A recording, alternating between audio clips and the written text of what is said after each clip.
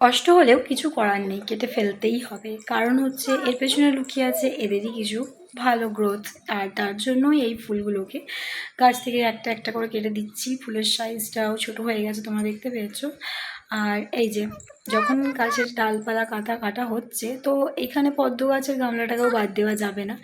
এখানেও এই পাতাগুলো যেগুলো পুরনো হয়ে গেছে সেগুলোকেও আমি কেটে বাদ দিয়ে দিচ্ছি, কারণ যাতে গাছটা আর যে পাতাগুলো আছে বাকি নতুন পাতা সেগুলোর মধ্যে বেশি পরিমাণে খাবার জোগাড় করে, আর ফুল এতে আরও তাড়াতাড়ি আসবে। তো সেই জন্যে গামলার মধ্যে যত পুরনো পাতা আছে সেগুলো সব সময় কেটে ফেলে দিতে হয়। তো আমি এখানে সেটাই করলাম। আর নতুন নতুন অনেক পাতা এসছে, সেগুলোও তোমরা দেখতে পাচ্ছ।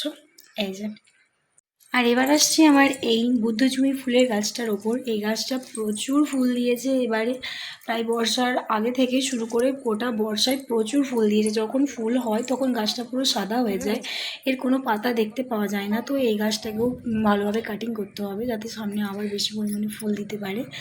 আর গোলাপ ফুলের ক্ষেত্রে তো এটা একদম সব সময় আমি বলি যে প্রত্যেকটা ফুল হয়ে যাওয়ার পর কাটিং দিতেই হবে ফুলগুলোকে। ফুলগুলোর তলা থেকে একটু ডাল বেশি করে কেটে দিলে তাতে গাছটাও পলকা হয় না, বেশ ঝাঁপড়ি ঝুপড়ি আর শক্তপোক্ত থাকে।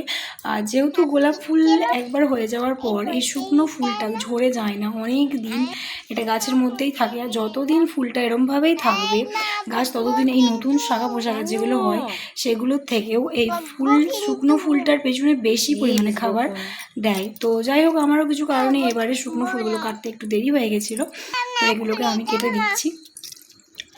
আর এই যে এখানে টোটাল 8খানা ফুল,